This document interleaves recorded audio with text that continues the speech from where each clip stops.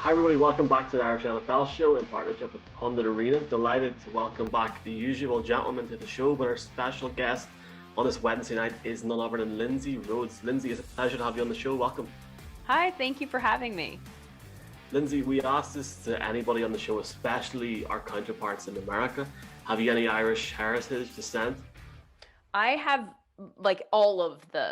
I'm like a mutt. So, yes, though not notably. Not to the point where I'm like, celebrating St. Patrick's Day like I own it. Though my son was born on St. Patrick's Day, so we kind of do celebrate it like we own it now for different reasons.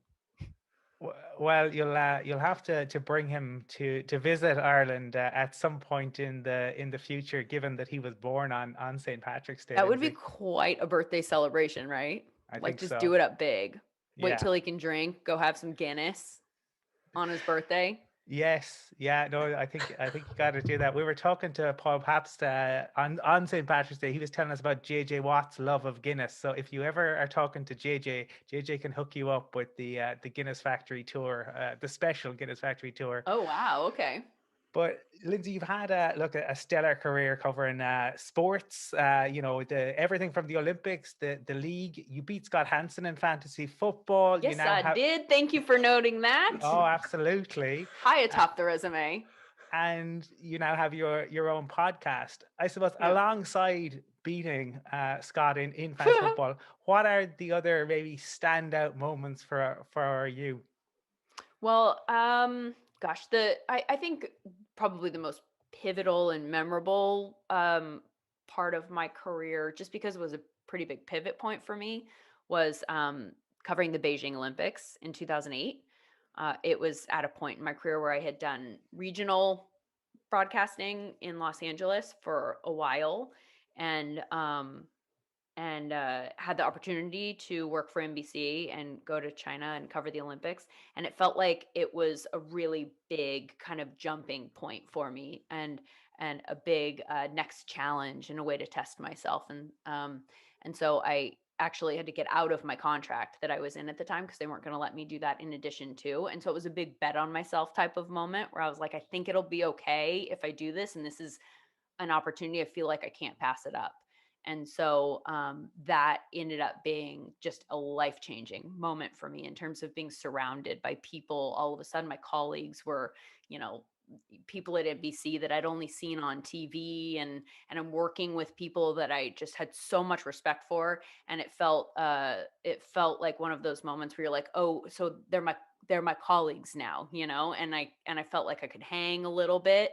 And so that was a really big point in my career, and certainly a memorable working moment for me. And then I came back from the Olympics and actually started at NFL Network like days later, as a freelancer. And then that turned into a 12-year gig there. So it all kind of ended up working out. But yeah, there have been a lot of really, the thing about sports is that, gosh, there's so many like cool moments, and that's the one thing I would say I've always been tapped into in my career. I've never gotten jaded by it all. Like, it's all still so awesome, and there's still such a big part of me that's like, I can't believe I get to talk to this person, and I can't believe that I get to be here and that they let me in this position, and it all feels like such a big honor to kind of control the conversation or have the conversations in any way. And so yeah, it's all still pretty cool. Lindsay, a long time in NFL Network covering the sport that we all love, and obviously now you have your a very good podcast which you've all listened to. This week in particular, the last week, shall we say, the NFL. It's one of the busiest weeks of the year. Yes. Free agency. It's a free agency like no other because obviously the cap has been reduced Hmm. significantly in comparison to other years. Is there any standout moment of the past week? A player that signed for one team that you didn't see coming, or is there any particular team that you feel has really achieved so much in the past week? Okay, so it all kind of like goes like this in my brain. It's like mush, right? The free agency stuff. I'll tell you that I've really liked what Washington has done in free agency, and I don't know that they've made like the big splash signing, but I really liked at the wide receiver position this offseason. I really liked Curtis Samuel. So I know that Kenny Galladay was the number one wide receiver on the board, and he certainly got the most money. Got a lot of money. Holy cow, 18 million a year in this year, it just feels like a lot from the Giants. But the one that I really liked was Curtis Samuel because of his versatility. I just think that, married with the right offensive coordinator who can put him in the right situations, then you can get a lot of usage out of him, and I feel like you're seeing the league kind of go in that type of a direction. Like when Deebo Samuel came out in the draft, it was like, what is he? Label himself. Is he a number one? Is he a number two? He's just a weapon. That's just all he is. They can use him as a running back, for crying out loud. And Curtis Samuel is that style of player too. So I love that signing on a team that already has Terry McLaurin and Antonio Gibson. And then I really liked the Ryan Fitzpatrick signing for a team that didn't have to go use all of their resources, unload. I think Ryan is a really good quarterback, and he comes with drawbacks, obviously, in terms of the turnovers. But I think his strengths in terms of pushing the ball downfield and really taking those shots and opening up the offense and kind of being a gunslinger of sorts, I think that puts your team in position to win. You're going to be in a lot of games. It's none of this like dink and dunk that might not ever go anywhere. And so I really like the William Jackson signing on the defensive side of the ball. I think that puts them in a position where they can maybe take on some of those turnovers a little bit better, because the D is just so solid that maybe they get a stop on the next possession. So I really like what Washington is building. The Patriots, I think, probably to go back to your question as far as wow moments, the fact that the Patriots have signed players to such huge contracts, like that first day, every Patriots announcement was a wow, like an eye opener, because we're just not used to seeing them pay the kind of money that they're paying this year. Like Nelson Aguilar getting the deal that he got, holy cow. And the fact that it's the Patriots that signed him to do that and not like a team like the Jaguars or somebody like that, like the Bengals. It's the Patriots are paying all of this money to build up their roster, but they're obviously in a position where they kind of had to restock the cupboard. And so I think it's been an interesting free agency pretty much across the board. Sorry, Michael. Talking on the winners, I'm sorry, Brian, go ahead. No, I was just going to, the Samuel one with Washington is very interesting because he has a relationship in place with Riverboat Ron from their time together in the Panthers. And so, he kind of can strike where the iron's hot in terms of the season. He'll be used to that type of offense. He knows what's expected of him from the head coach. And I mean, you had Dak down there signing his big contract like the week before or days before, saying very quickly, yes, we have the best team in the NFC East. And then just a couple days later and a few signings. And I don't think that that's the case, just because Washington's defense is so good.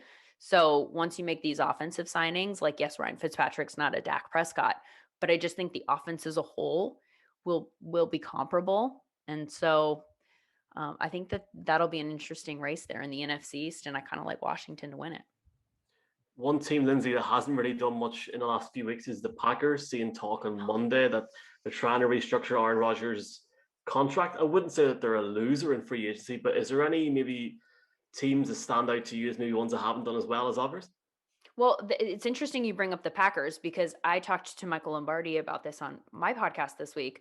And because it stands out to me that the moves that they've made in the last couple of years have been so interesting, in that those draft picks from last year, with the Aaron Jones re-signing, AJ Dillon isn't going to be a feature back. He's going to be a 2, and so we'll see him and he'll be worked in, but not in the way I think that they probably anticipated when they used the draft capital that they did to bring him in.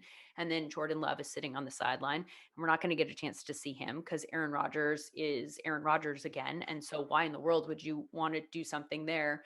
I think it's an interesting position for the front office to be in, right? Because the reason that they were so good last year, which makes them look like they're all geniuses, is really just because Aaron Rodgers played out of his skull. So it's not because of the moves that they made last year. And in fact, you could make an argument down the stretch that they really could have used another wide receiver, that maybe they should have gone and picked up Will Fuller at the trade deadline. They haven't been particularly active in free agency this year. And so if I'm a Packers fan, I'm kind of like waiting to see where this is all going. I wouldn't mind seeing some O-line depth after what happened in the NFC Championship game. But Michael Lombardi brought up an interesting point that they could trade Jordan Love, because now they're going to have to restructure Aaron Rodgers' contract, and that obviously puts them in a position where they're not going to be able to, um, it puts them in a weird position as far as Jordan Love is concerned, because they're not going to see him play. So they don't know whether to pick up their 5th-year option on him. Probably can't do that. So he becomes expendable. So what can you get for a Jordan Love in a year where a lot of teams are looking for quarterbacks? And I think that that's something that he brought up that kind of feels like I could see something happening maybe this offseason, just because there's so many desperate teams. So that'll be something that I'll be keeping my eye on, and maybe that's a way that they can salvage that draft pick depending on what they get for him. Lindsay, one of the teams, I know you've discussed this on your podcast, but undergoing huge change is going to be the Saints. I mean, look, it's a Drew Brees at the end of the era, but obviously in cap hell. We've joked on this show that, you know, if you are getting drafted this year, you want to get drafted by the Saints, because chances are you'll start given the roster. What do you see the Saints doing, in terms of what they can do given the cap situation?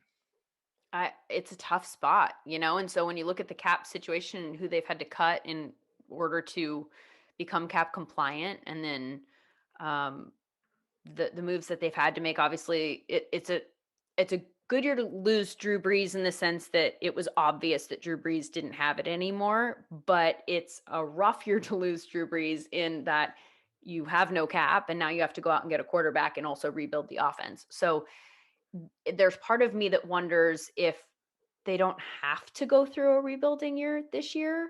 But then it's Sean Payton, and if there's anybody who can kind of figure it out, I have faith in him doing that. I do have faith in Jameis Winston for much the same reasons that what I talked about with regard to Ryan Fitzpatrick. I feel the same way about Jameis. So the flip side here is, will the Saints have that same defense, right, to take on some of the turnovers that are inevitably going to come with Jameis Winston? Though I'm curious to see if maybe that's something that he can like rein in a little bit with Sean Payton's coaching and prioritizing that being drilled down. So I'm not totally sure what to expect from them, because there aren't the resources there to plug some of the holes that are there. And I suggested with Catherine Terrell, who covers the team for The Athletic, when she was on my podcast, that maybe they would trade down because they have the 27th pick in the draft, and maybe trade back and just pick up more draft capital and just try and bring in bodies, like the Rams have done this a lot, where they just pick up a lot of picks, and then it's like sheer volume, some of them are going to hit. And I kind of think that might be a smart strategy for the Saints this year. To the point that you mentioned, that there are going to be a lot of people that have a chance to start. And so the more people that you can bring in, the better. Though she suggested that's not been their approach in the past, and she's not totally sure that they'll change their approach based on circumstances. So it's hard to say. I think that would probably be my prediction there, just because they don't have any money and they have so many needs. And that defense that was so strong last year, Hendrickson has left for the Bengals, Yeah. Rankins has gone to the Jets, so they're losing players already. But one player in the league that's had a lot of speculation over the past month, we were talking about the quarterback situation and so many teams needing a quarterback, but one who won't be leaving, or doesn't look like he'll be leaving, is Russell Wilson. There's been so much speculation about the relationship has broken down to a certain extent. He wants more say in terms of what's been put around them from, for years on end. They haven't really put an offensive line in place to help him, and I think he's grown frustrated. And there is talk maybe next year's the year in which he'll move on. He has that release clause in his contract next year. What's your thoughts on the whole Seattle situation at the moment? It's just crazy that it got to this point. I still find myself just in shock that we're even having this conversation, because I mean, if like you listen to Russell Wilson and the way he talks, and I'm like, he's a mini Pete Carroll. The way he messages, the whole rah-rah thing, the the constant optimism. Like, I will not accept your negative take. That's just not the way my brain works. Like, I remember talking to Pete Carroll a lot of years back when he was coaching USC, when that book The Secret came out, and he was talking that up. Like, he's very big into that kind of stuff, that what you put out into the world is what will come back to you. And Russell is that guy, you know, to a T. From a quarterback standpoint, I've always thought that he was the perfect person to have in a Pete Carroll locker room, because the message could kind of infiltrate, you know, throughout. Everybody was on the same page. And then to find out that they're totally not on the same page from an X's and O's standpoint, and that Russell Wilson wants things to go completely differently. I think it's a dilemma, because at this point in Pete Carroll's career, he's not going to move Russell Wilson unless he can get a quarterback in return. He's not trying to rebuild, you know, he's 69 years old. So how many years left does he have coaching, and what's his best chance to put a roster together? I do think that there's a situation, though, where if you could give him a quarterback that is good enough, I think that then he could implement what he wants to do on offense, which is predominantly control the ball, control the clock, like hold on to the ball, essentially. Like, just don't turn it over. It's very risk averse. That leads to a lot of ground game, and a heavy run pass ratio. And so I kind of wonder if you had like a Derek Carr or somebody like that could just do his job, run an offense. Doesn't have to be flashy. Doesn't have to be the guy that's going to like go make plays out of thin air. But if it's just somebody who can run the offense, then I wonder if that wouldn't actually be okay in a Pete Carroll philosophy type system. Build up the defense and then run the offense that way. I don't know that he needs the flashiest quarterback out there, which is why I think that Russell Wilson's so frustrated, because he doesn't get a chance to show that he can be like a Patrick Mahomes or, you know, an Aaron Rodgers out there making all these flashy plays, because Pete Carroll doesn't want him to do that. He doesn't think that that's the formula that wins football games, based on the things that are important to him in terms of his philosophy. So I could see something happening only if it was exactly the right thing, I guess. You know, like this Bears offer that we heard about, with the 3 first rounders and a third rounder and 2 players to be added. The thing that was missing there is a viable quarterback that can take Russell Wilson's place. So if somebody could come with a good deal that did involve a quarterback that Pete Carroll could plausibly plug into his system, and he thought he could win games with him, then I could see him potentially making the move. Though the ideal scenario is to figure things out with Russell Wilson, because he's so good, and good quarterbacks like that don't come around very frequently.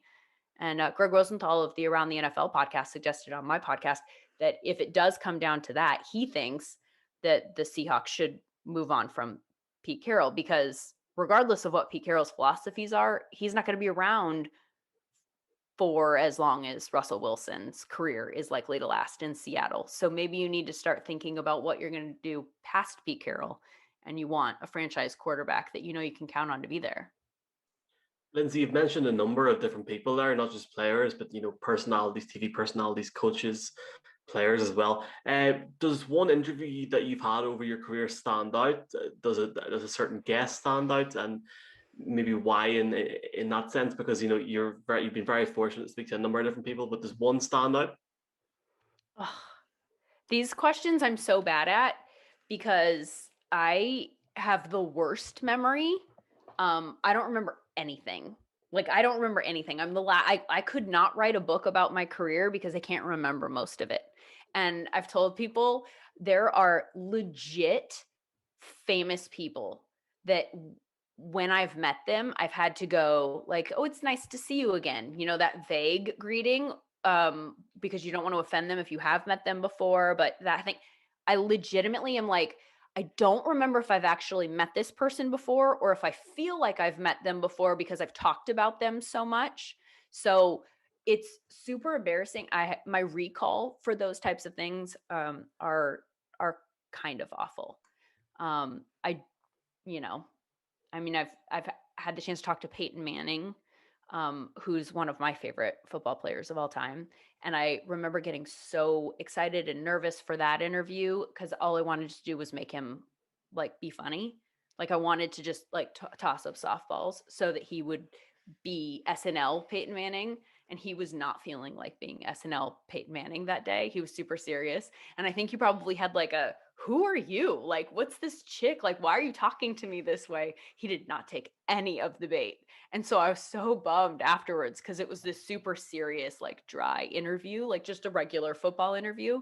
And all I wanted was like to have that moment with Peyton Manning, like pull that out of him and have him be funny and have it be because I made him be funny. And that did not happen. But yeah, can't win them all. Well, hopefully you get a chance to talk to Peyton again in the future, and he will be SNL Peyton, because he can be, as He's we so know. funny, right? Yeah. Oh no, he Sometimes. he is, and he's been in Ireland. He's sang. He plays golf. He's done impromptu sessions in pubs here, and from he's lots of quips. But we know that with Peyton. But I suppose one of the things that's interesting is you see yourself, Jane Slater, the media has been diverse for some time, and obviously we now have Mina, who we spoke to a couple of weeks ago. Mina's the best. She's great. She was brilliant with us. But I suppose this year it feels like, with Sarah Thomas and with the coaches, with the Bucks, like BA came in and, like, diversity is a strength. Is this the year where the rest of the league wakes up to the fact that diversity is a strength? I think that the league has already woken up to that fact. I think that it's just a matter of some of the women elevating through the ranks now, so that what I think the ultimate thing that needs to happen is to have women in the rooms where like all of the high level conversations are happening, right? And so the more that you see people, like women, kind of showing up in different ways is evidence that we're getting closer and closer to that being the case. Because one of the things that I found is that you run into fewer of what I've found as a woman in this industry is that I've worked with a lot of people who are well-intentioned and just they don't pick up on the same things that you're picking up on. Like you hear the term microaggressions being used, where race is concerned. A lot of times if it's not on your radar because it doesn't offend you, you don't even know that the thing that's coming out is subtly offensive, And I've found that to be the case as a female in a male dominated industry, that sometimes really small things happen and you're like the male host always saying hi, and the female host always going second, like little things like that happen. And they're things that if you are the female that's always going second, you're really, really tuned in to the fact that I'm going second all the time. Is there a reason I'm going second all the time?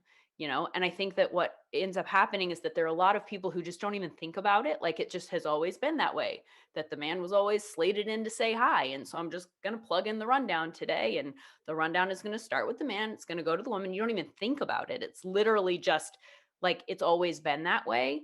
And so if you don't have somebody there saying like, hey, could we rethink that? Like, is there a reason? Might I say hi every once in a while? And so I think the more you have people who are just looking at the situation through a different prism, that are involved in those conversations and in a position to maybe say like, hey, maybe that ad's not the best ad. Hey, maybe this approach should be this way. Then I think that it all kind of becomes more inclusive more quickly. But I think that we're definitely going there. And I think that, I think that the more women that get opportunity, even if they're being placed in situations where like people are really concerned about whether or not people are like tokenism, right? Well, even if in a worst case scenario there's tokenism taking place, it benefits the greater picture because those voices are now there. The door is now opened, and so I think we're getting there. I guess that's a long-winded way of saying we've got work to do, but we're getting there.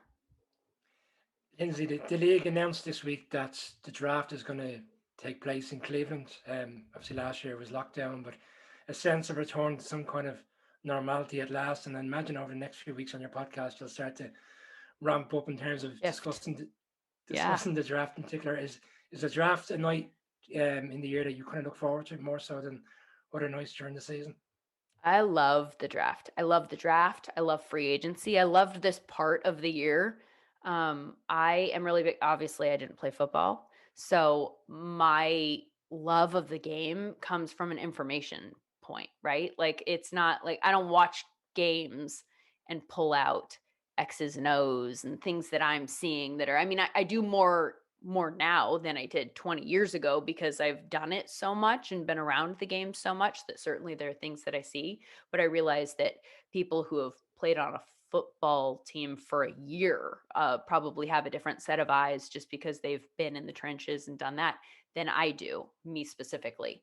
And so the thing that I think I can bring to the table is information and a way to take on as much information as possible and then communicate that information and figure out which stories are important. And so I love that puzzle. I love putting it all together. And so the off season is a perfect way to do that, really, because there's just so much information. You know, building a roster is it's information. It's, you know, it's putting a puzzle together.